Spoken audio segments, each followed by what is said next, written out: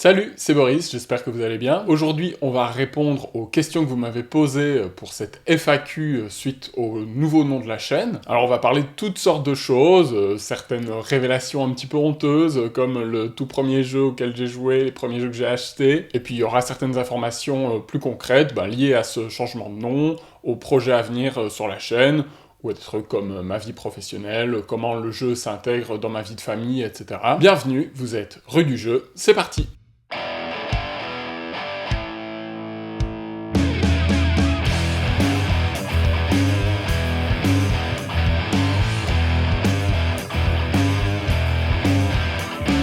Alors on commence avec une question importante, mine de rien, qui m'a été posée par Miroslav sur le changement de nom de la chaîne. Pourquoi ce changement de nom? La Bulle Ludique, c'est avant tout une association, une ASBL, association sans but lucratif, comme on dit en Belgique. Donc c'est une réunion de plusieurs personnes qui vont œuvrer dans un but associatif avant tout. Le fait de gagner de l'argent sera secondaire, ça va souvent être une activité bénévole, éventuellement défrayée.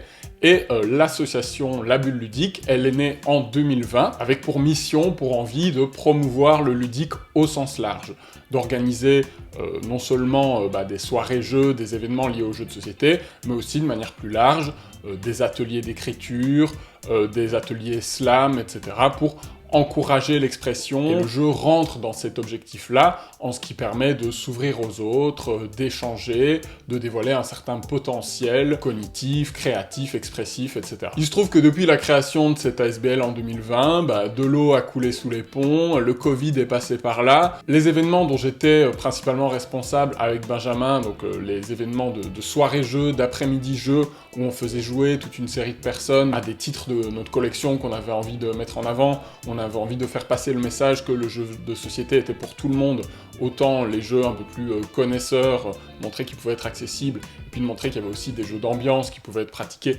avec très peu de règles et bien amusés malgré tout. Ces événements-là, ils sont un petit peu essoufflés. On a fait des événements où il y avait très peu de monde, où on se retrouvait en fait entre nous pour jouer, donc à ce moment-là, ça n'a plus tellement de sens de faire ça dans un lieu public, autant jouer directement entre nous chez nous. Il y a eu aussi plusieurs complications administratives, donc le fait est qu'on s'interrogeait un petit peu sur l'avenir de cette association, sur l'avenir de ces événements, et puis est arrivé mon deuxième enfant, et là, congé de paternité, donc quoi qu'il arrive, moi je mettais en pause mon implication dans l'SBL. Et la création de la chaîne YouTube La Bulle Ludique, en mars dernier, qui s'est faite en fait pendant mon congé de paternité, parce que, mine de rien, j'avais quand même beaucoup de temps à disposition. C'était une façon pour moi de continuer à m'impliquer dans l'association, dans sa mission de promouvoir le jeu de société, tout en le faisant depuis chez moi, à des heures qui m'arrangent, sans spécialement me déplacer sur le terrain, avec toutes les contraintes que ça implique, parce qu'il faut évidemment faire des événements au moment où les gens sont disponibles, donc en soirée, le week-end, c'est pas toujours compatible avec une vie de famille. Et le fait que cette chaîne YouTube a bien pris,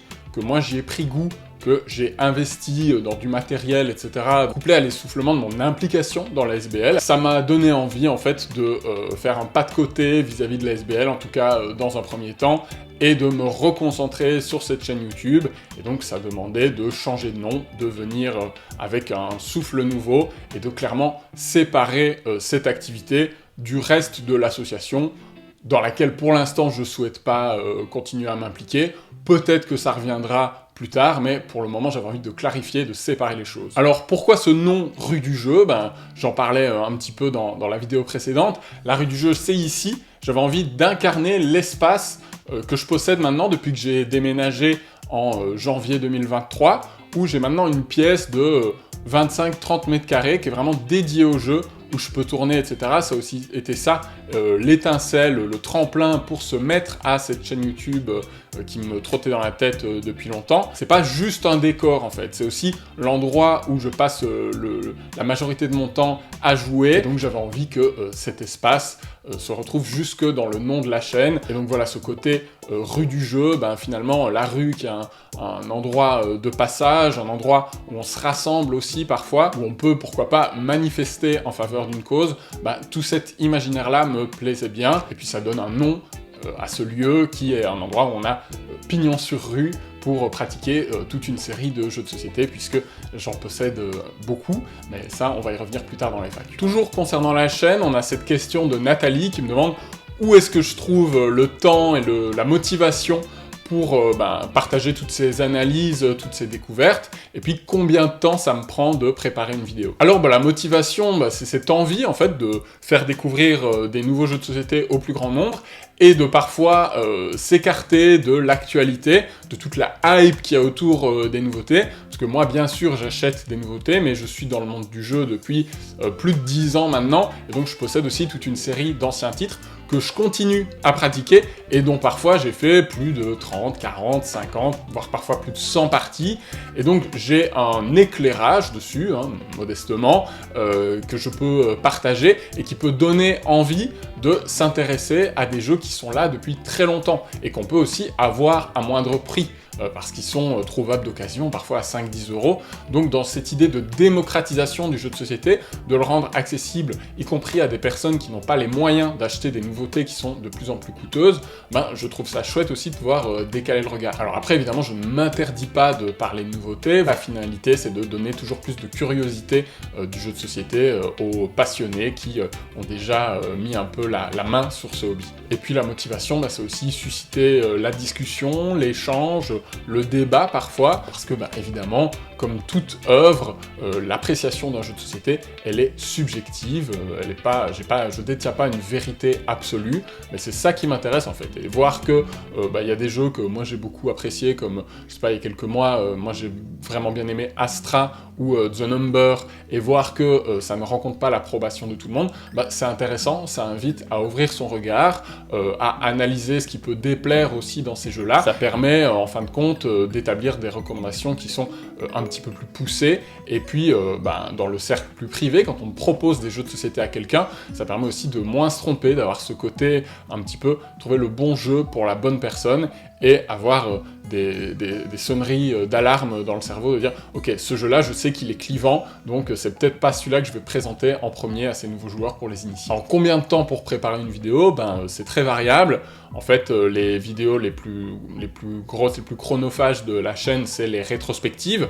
Pour l'instant, il n'y en a eu que 2. Alors c'est toujours difficile de chiffrer le nombre de temps qui a été investi pour préparer une vidéo, parce que ça se découpe en plusieurs phases, et je suis pas en train de chronométrer chacune de ces séances de travail, mais il y a de l'écriture, il y a des recherches préparatoires, il y a évidemment le tournage, c'est finalement ce qui prend le moins de temps, et puis il y a le montage, qui lui peut vraiment s'étaler sur plusieurs jours, à parfois ne faire que ça quand je le peux. Par exemple, une vidéo comme la rétrospective Istari, je sais que j'avais passé une semaine pendant mes vacances à travailler dessus tous les jours, plusieurs heures par jour.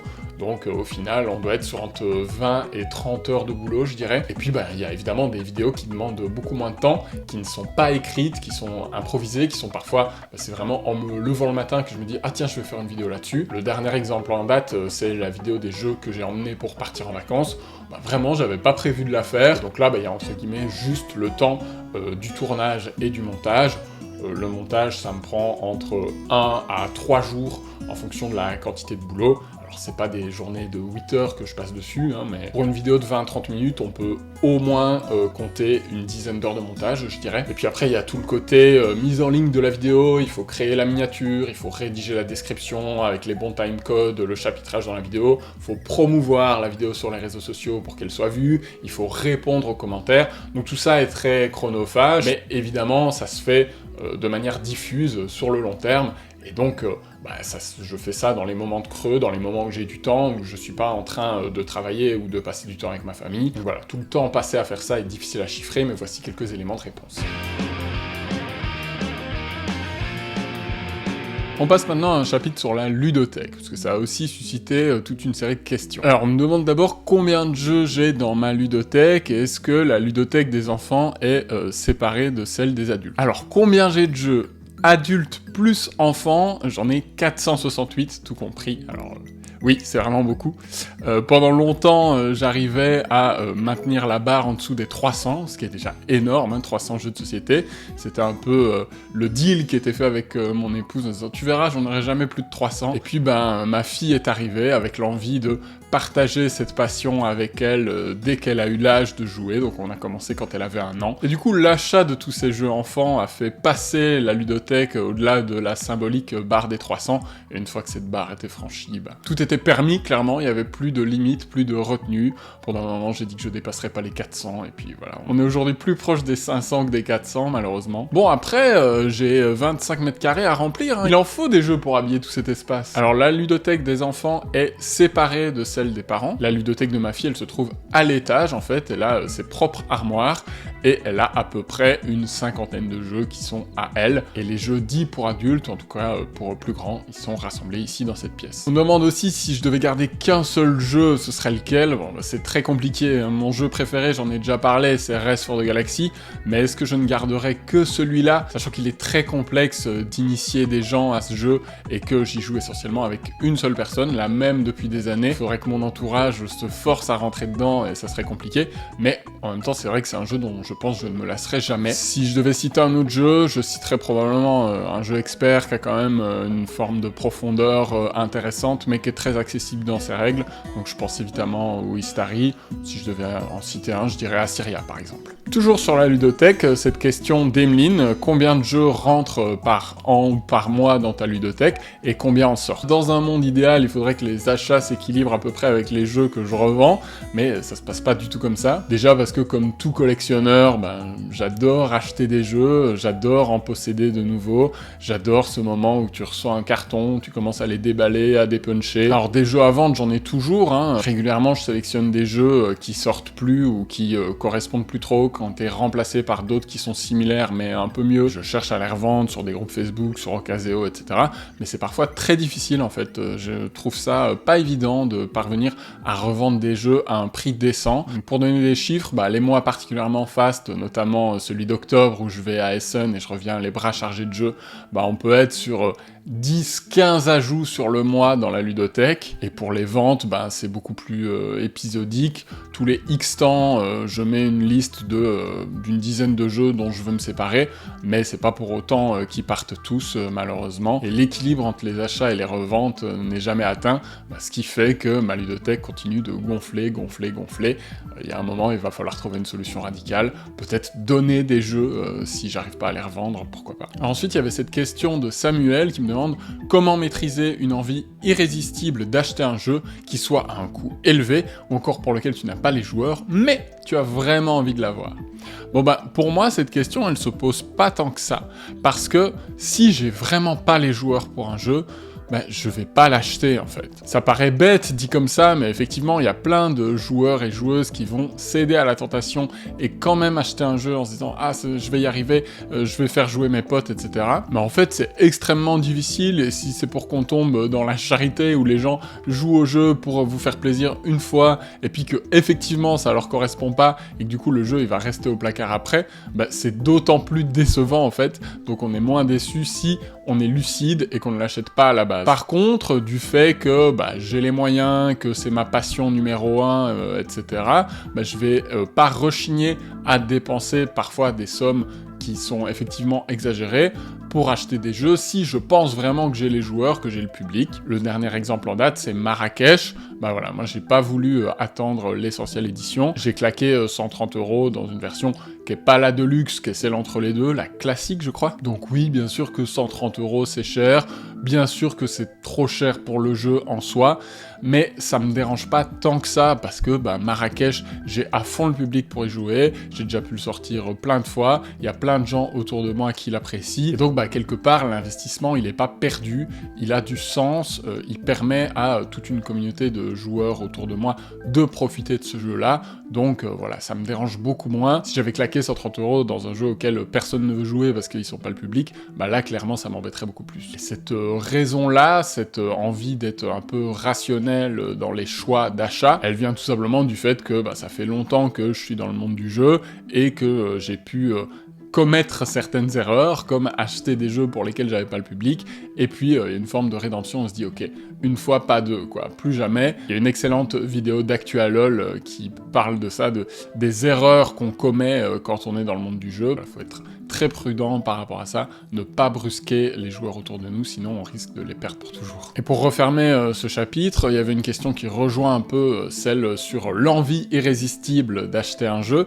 c'est le regard que je porte sur la communication ludique. Moi, je suis journaliste de formation. Évidemment, la communication, je la vois un peu d'un mauvais œil, ou en tout cas, je la vois comme l'ennemi de l'information. Du coup, ça va avec cette idée de garder la tête froide, en fait, et de se construire des personnes qui sont de confiance, que ce soit des influenceurs, influenceuses, vidéastes, blogueurs, appelons ça comme on veut. En tout cas, voilà, des personnes dont on sait que leur avis ne va pas être au service d'un intérêt commercial, mais plutôt que ça va être une opinion sincère. Et donc la communication ludique, en même temps je suis réticent à lui faire confiance, et en même temps je ne la diabolise pas non plus, parce que voilà, dans tous les secteurs c'est pareil. Moi je connais aussi très bien le secteur du jeu vidéo.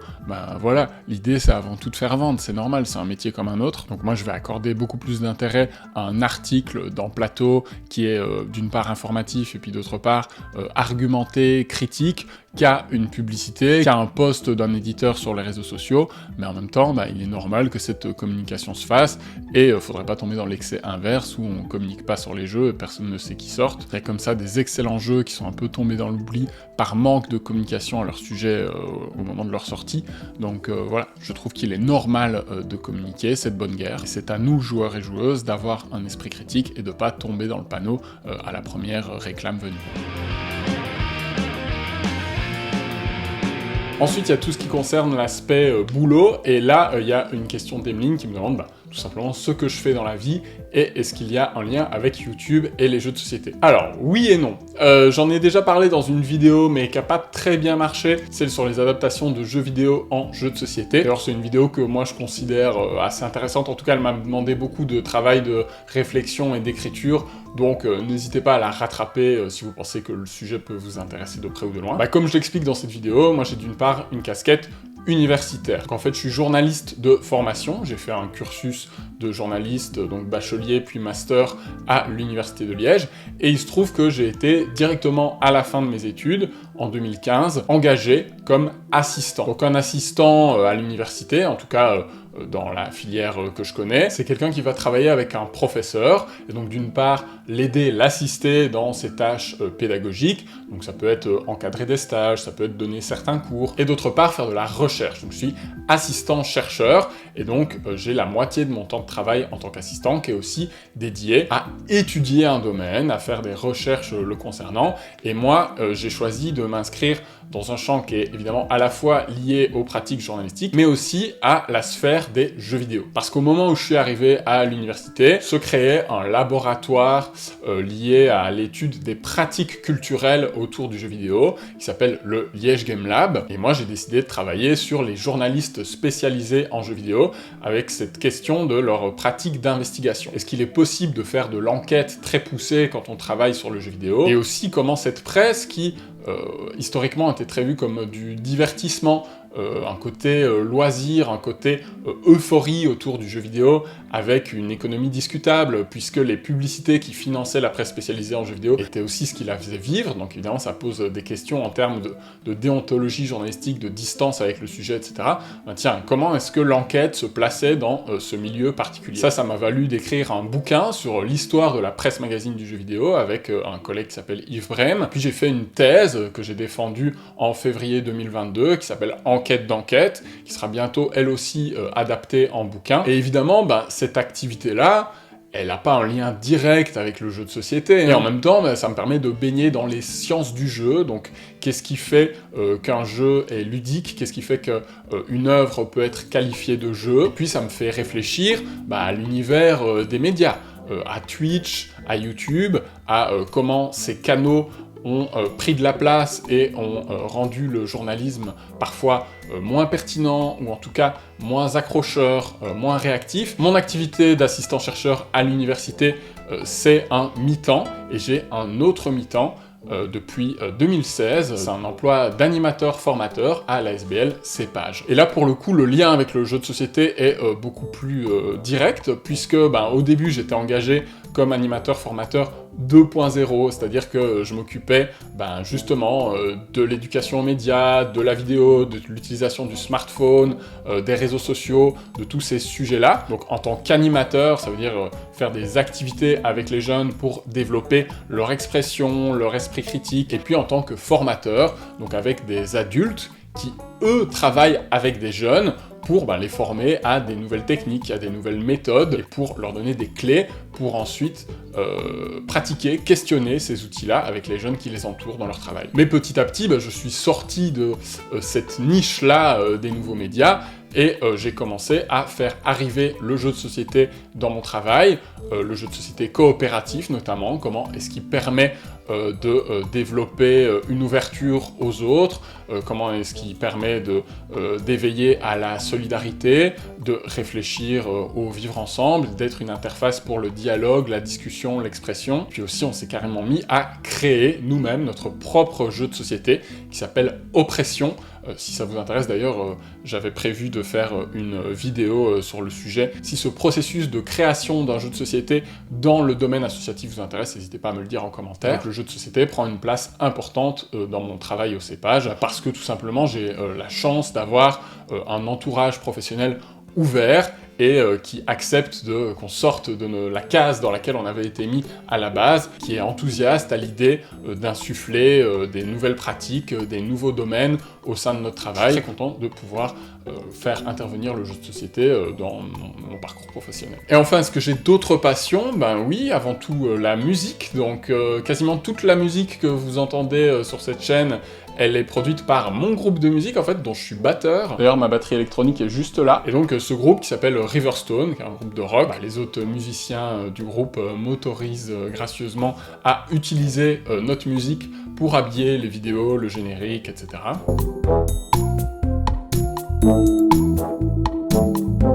Puis j'aime aussi beaucoup le cinéma, je suis très cinéphile, j'ai longtemps entretenu un blog qui s'appelle La Critique Quantique, dans lequel je parlais avant tout de cinéma et de séries, aussi un tout petit peu de jeux de société. Je faisais par exemple mon top des jeux de l'année sur ce blog, il est toujours en ligne si vous voulez aller y jeter un œil. Attention, c'est un style d'écriture qui est très empoulé, avec du vocabulaire très soutenu. Voilà, moi je m'intéresse énormément au cinéma, j'ai été initié à l'analyse de films pendant mes études, j'aime retenir les noms des réalisateurs, réalisatrices, analyser leur style, parfois faire un peu d'analyse de l'image, etc. Mais ça reste clairement une passion secondaire, dans le sens où mon vrai truc c'est le jeu. Si vous me donnez le choix entre jouer à un jeu de société ou regarder un film, ça sera toujours le jeu de société qui prévaut. Chose promise, chose due, on va passer à mon parcours, mon arrivée dans le monde du jeu, avec certains dossiers qui sont parfois un poil honteux, et en même temps, il faut bien commencer quelque part. Alors, comment je suis arrivé dans le monde du jeu, et quel est le tout premier jeu auquel j'ai joué? Alors bien sûr, comme beaucoup, grâce à mes parents, à mes frères, j'ai joué dans ma jeunesse au Stratego, à Hôtel, aux échecs, aux nains jaunes, à la bonne paye, tous ces classiques de l'enfance. Je suis pas certain que je prendrais énormément de plaisir à y rejouer aujourd'hui, mais quelque part ce sont des œuvres qui ont probablement participé à me construire un goût pour le jeu. Mais si on doit remonter au tout premier jeu de société dit moderne auquel j'aurais joué, ce serait Elixir, une sorte de jeu de cartes / jeu d'ambiance qui avait fait pas mal de bruit à l'époque, qui était édité par Asmodée, donc les petites boîtes format rectangulaire. C'est un jeu dans lequel on doit récupérer des ingrédients pour lancer des sorts. Les sorts ont toute une série d'effets, il y en a des très puissants, mais dans les petits sorts qui ne réclament qu'un seul ingrédient, il y en a des très rigolos qui vont vous donner des gages en fait. Donc il y en a un qui vous oblige à dire saperlipopette dans toutes vos phrases, un autre qui vous fait terminer toutes vos phrases par poilot, avec la rime qui va bien, poil aux mains. Il y a un sort qui vous oblige à vous gratter la tête à chaque fois que vous parlez. Voilà, c'est un peu débile, c'est poussif, j'y ai rejoué il y a quelques années, ça a énormément vieilli, c'est long, c'est potentiellement interminable, et les gages, c'est marrant 5 minutes, mais en vrai, vous en avez très vite marre. Évidemment, si vous faites pas votre gage, les autres vous remarquent et vous devez perdre une carte de votre main, c'est insupportable. Et voilà, j'ai un peu honte de le dire, mais ça a été ça, ma porte d'entrée dans le jeu de société moderne. Grâce à Étienne, si tu me regardes. Et mine de rien, Elixir, ça a eu le mérite de titiller ma curiosité pour découvrir d'autres jeux de société de ce type-là. Et je suis allé avec mon papa et mon frère, très jeune, je devais avoir 9-10 ans, à une convention de jeux de société qu'il y avait dans la région liégeoise. Et là, j'ai débarqué et j'ai commencé à être fasciné par des gens qui jouaient aux cartes Magic, et j'ai commencé à comparer ça à Elixir, en fait. Ah ouais, il y a des cartes, il faut lancer des sorts, donc c'est sûrement le même type de jeu. Autant dire que j'étais très loin du compte, mais on s'est lancé là-dedans, on a acheté un starter de la 7ème édition avec mon frangin, et on a découvert Magic. Alors on jouait très mal, hein, évidemment, mais c'était le début de l'engrenage du jeu de cartes à collectionner. J'ai aussi essayé le jeu de rôle, j'ai acheté un livre de maître de jeu Warhammer très tôt, à l'âge de 10-11 ans, ça a jamais vraiment pris. Puis j'ai commencé à acheter d'autres jeux de société, au-delà de Magic, parce que j'ai bien vu que c'était pas tout à fait la même expérience que j'avais eue avec Elixir. Et ben, étonnamment, j'aimais beaucoup les jeux de Sylvie Bark à l'époque. Donc un petit jeu de cartes qui s'appelle Fantasy, où on balance des effets à la tronche de nos adversaires, hyper chaotique, c'est complètement déséquilibré. Franchement, avec le recul, ça n'a pas grand intérêt, mais à l'époque, on en a fait des parties et des parties. Un jeu qui s'appelle Carambouille aussi, où c'était une espèce de jeu de marchandage. On devait s'échanger des ingrédients à la criée, et puis faire des collections pour essayer de marquer des points. Bon bah là aussi, c'est pas ouf, mais à l'époque, je trouvais ça bien. Donc voilà, autour de l'âge de 14 ans, je me suis mis à vraiment acheter beaucoup de jeux de société, mais en me renseignant très peu, en n'étant pas très au fait de qu'est-ce qui était bien ou pas. J'ai acheté plein de mauvais cocktail games, par exemple, Brouhaha, Marabout, j'en passe. Heureusement, dans le tas, il y a quand même eu quelques bonnes pioches, hein, des jeux que je possède encore aujourd'hui, comme Dungeon Twister ou Drôle de Zèbre. Voilà, ce qui devait arriver arriva, à force de saouler les gens autour de moi à les faire jouer à des jeux pas terribles. À un moment, je ressentais que les gens jouaient juste pour faire plaisir aux petits adolescents que j'étais, et n'en retiraient pas eux-mêmes de la satisfaction. Donc quand j'ai vraiment remarqué ça, ça a été un déclic, je me suis dit, ok, j'arrête tout. J'ai revendu quasiment la totalité de mes jeux, et je me suis intéressé à d'autres trucs. J'ai continué Magic en parallèle, parce que ça, j'avais des potes pour y jouer, et je m'étais complètement éloigné de cette sphère du jeu de société moderne. Et j'ai replongé autour de 2012. J'ai 20 ans, je suis aux études, je suis dans mon appart, je glande un petit peu, et je retombe par hasard sur Trick Track, un site sur lequel je passais beaucoup de temps en 2006, quand j'avais 14 ans, que j'étais boulimique de jeux. Et là, il y a une Trick Track TV en page d'accueil sur Skull and Roses. Et je regarde, et je me dis, mais ce jeu a l'air top, ça serait super pour les apéros entre étudiants qu'on fait pour lancer la soirée, un petit jeu d'ambiance, de bluff comme ça. Du coup, je me rends dans une boutique de jeux à 2 pas, et là, je tombe nez à nez avec toute la profusion de l'époque de jeux de société moderne, des boîtes partout, ça me donne le tournis, et là, évidemment, je craque, j'achète 3 jeux en plus de Skull and Roses, complètement à l'aveugle, Small World, Seven Wonders, King of Tokyo. Autant dire que j'aurais pu plus mal tomber. Et là, un nouveau monde s'est ouvert à nous. Quand vous êtes étudiant, vous avez beaucoup de temps entre les cours, etc.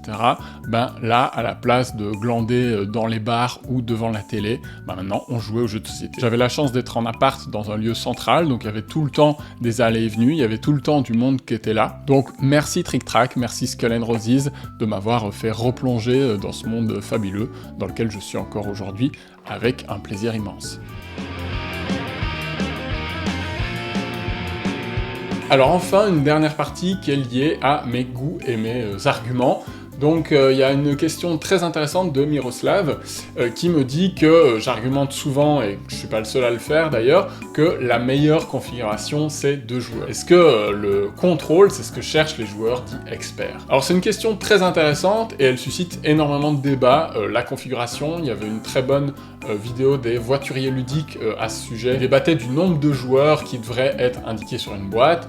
Par exemple, Beyond the Sun est un jeu qui pour eux, et je partage leur avis, se joue très mal à 4, et il devrait être écrit sur la boîte 2, 3 pour bien faire. Bon déjà cette question de la configuration, en fait c'est une question qui revient souvent sur les groupes Facebook, etc. On demande tiens, est-ce que ce jeu-là se joue bien à 2, est-ce que ce jeu-là doit être joué à 4, etc.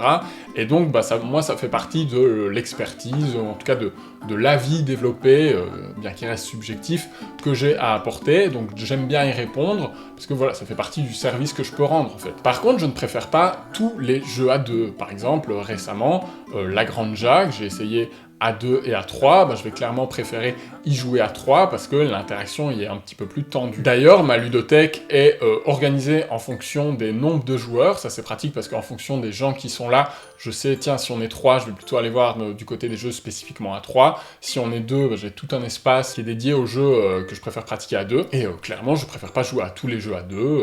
Je prends Mombasa, Barrage, Lacrimosa, Iki, Québec. Ça, c'est des jeux auxquels je préférais jouer à 4, éventuellement à 3. Donc, qu'est-ce qui fait que je préfère un jeu à 2 ? Ça va être soit un jeu où l'interaction est un peu moins directe et on joue un peu plus dans son coin. Je pense à des jeux comme Riff ou Cascadia, qui est plus connu, où l'interaction, en fait, elle dépend tout simplement de la rivière qui est au milieu, de ce que vous prenez dans la rivière, et le reste, ça se passe dans votre zone de jeu, sur votre plateau personnel. Le fait d'être 2 va permettre d'une part de réduire la durée de partie, et d'autre part d'avoir un seul adversaire sur lequel se concentrer. Et donc ça permet vraiment d'avoir une attention qui est suffisamment focalisée pour pouvoir se dire « Ok, si je fais ça, non seulement ça me profite parce que ça rentre bien avec mon puzzle personnel, mais en plus ça le bloque un peu. » Et donc de pouvoir peser le pour et le contre plus facilement. Tandis que si je suis 4 joueurs et que je dois commencer à analyser « Alors, si je fais ça, ça bloque un tel, si je fais ça, ça bloque plutôt celui-là.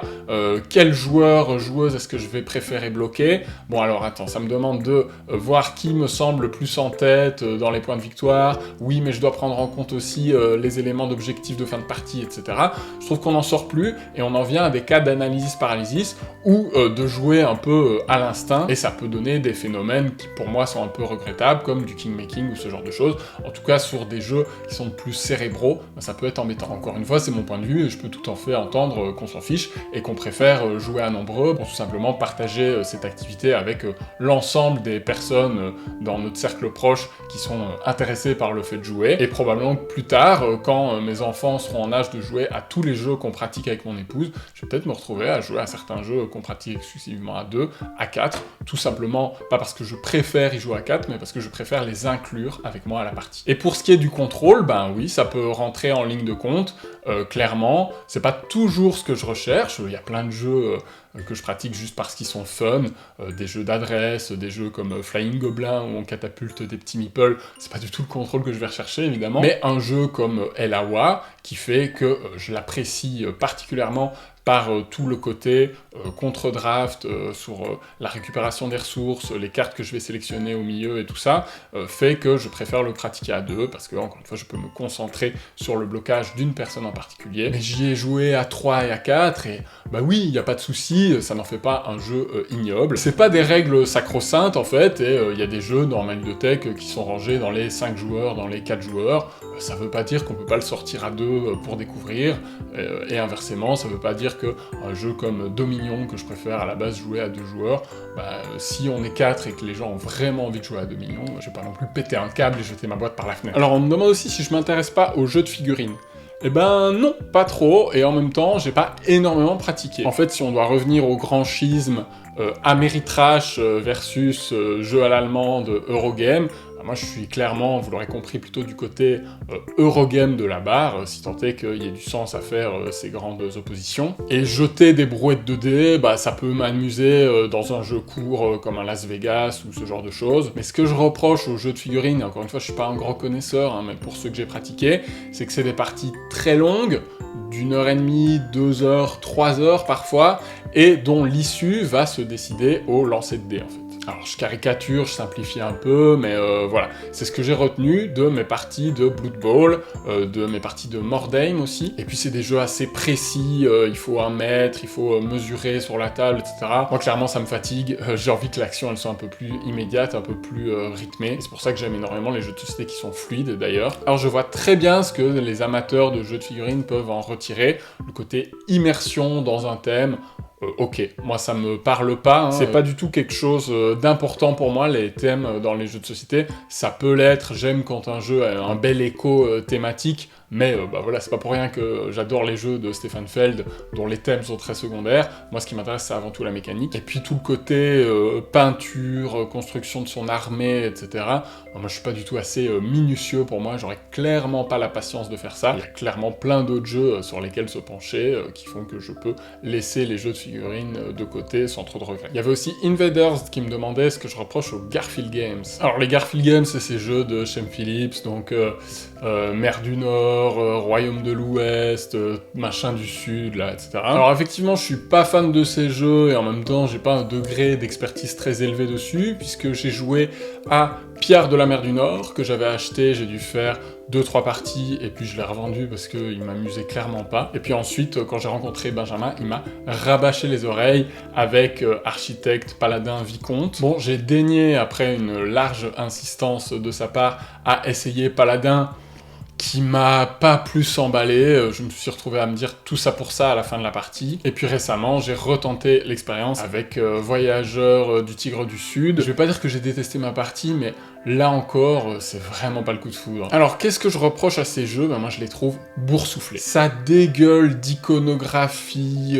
d'icônes, il y a des mécaniques dans tous les sens, à la fois, il y a des bonus si tu prends certaines cartes à certains endroits, et en même temps, il y a des contraintes, il y a des trucs liés aux ouvriers que tu peux poser. Tout cet amalgame de mécaniques, il dépend des jeux, il est pas le même dans tous les jeux, et clairement, évidemment, dans Pillard de la Mer du Nord, que moi j'avais trouvé presque trop simple et répétitif, il n'était pas aussi poussé, et il commence à prendre de l'ampleur dans Paladin, dans Voyageur. Mais dans les 3 jeux que j'ai essayés, qui sont donc des 3 trilogies différentes, bah, je retrouve ce même truc de « Ok, il y a une iconographie qui est là dans tous les jeux, j'ai l'impression qu'ils se ressemblent tous, et surtout quand on explique leurs règles, mais j'ai presque mal à la tête en fait. » Je vous jure que pour moi, recevoir l'explication de On Mars de Lacerda, c'était plus simple que comprendre Voyageur. Pourtant, Lacerda est beaucoup plus complexe, mais comme d'autres l'ont dit avant moi, il y a une cohérence entre la thématique et les mécaniques que je retrouve pas du tout dans les Garfield Games, où j'ai l'impression que y a plein de contraintes et d'imbrications mécaniques qui n'ont aucun sens, et surtout, il n'y a pas d'élégance, en fait. Et moi, j'aime quand les jeux sont épurés. Je sais pas, je trouve ça tellement caricatural, ce truc de Voyageur, Paladin, Vicomte, Architecte, Pillard, et on a presque l'impression que c'est un peu choisi au pif, tout ça, et du coup, j'ai du mal à en ressortir une singularité. Et puis enfin, la question la plus importante, celle qui m'a demandé la plus intense réflexion, c'est pas pour rien que je la mets en dernier. Imagier 3D, alias Jean-Charles Matet, hein, je balance, qui me demande si je préfère les endives cuites ou crues. Alors déjà, j'ai dû regarder dans un dictionnaire pour comprendre la question, parce que nous, ici, on parle pas d'endives, on utilise le bon terme, évidemment, c'est nous qui avons raison, c'est les chicons. Je pense que dans le nord de la France, ils disent ça aussi, et on sait à quel point les gens du nord sont chaleureux, amicaux, respectables, donc voilà, CQFD, il faut dire chicon, pas endive. Ensuite, ben, les deux, mon capitaine, parce que, n'en déplaise aux enfants, les chicons, c'est délicieux. Cru, tu le haches comme ça, en salade, tu mets une petite mayonnaise, une petite vinaigrette, moutarde, pourquoi pas un œuf dur, et c'est hyper frais, c'est succulent, ça fait une super salade d'été. Et cuit, ben là on rentre dans un plat d'hiver, mais qui est clairement dans mon top 5 gastronomique, c'est les chicons en gratin, ma gueule. Je crois que vous appelez ça les endives au jambon. Donc malgré toute la réflexion, toute la bonne volonté que j'ai mis, c'est impossible de choisir, désolé. Allez, cette FAQ est maintenant terminée. Pardonnez-moi, j'ai été super bavard. J'espère que ça vous aura intéressé. On se retrouve très bientôt sur la chaîne, il y a 2 vidéos en préparation. Il y en a une sur une suggestion de mon épouse sur 11 jeux à pratiquer en couple, puisque ça va bientôt être nos 11 ans ensemble, donc on a réparti plusieurs catégories, et on va la co-présenter cette vidéo pour vous parler de notre histoire ludique commune. J'en ai une autre qui me demande sensiblement plus de boulot, c'est la rétrospective Stefan Feld. Voilà, je lâche le morceau, j'ai commencé l'écriture, il y a 30 jeux à traiter, donc ça va être diffusé en 2 parties évidemment, et on va revenir sur l'ensemble des jeux de Stefan Feld publiés entre 2005 et 2022-2023. Donc c'est un gros morceau, mais voilà, il fallait y passer. Stefan Feld, c'est probablement un de mes auteurs préférés, si ce n'est le préféré. Donc même si j'ai pas joué à tout, j'ai joué à une grosse moitié de sa production, et donc ben, j'aurai des choses à dire, et ça va être intéressant de parcourir tout ça chronologiquement. Les rétrospectives, c'est un peu la marque de fabrique de la chaîne, donc clairement il fallait y revenir. Là. Ça devrait sortir au plus tard, fin août, début septembre, pile pour la rentrée, et pour démarrer une nouvelle saison de la chaîne du bon pied. Ben d'ici là, jouez bien, n'hésitez pas à vous abonner, à liker, à réagir aux réponses aux questions, pour en susciter de nouvelles, hein, pourquoi pas, et prolonger les échanges. À bientôt, rue du jeu, ciao!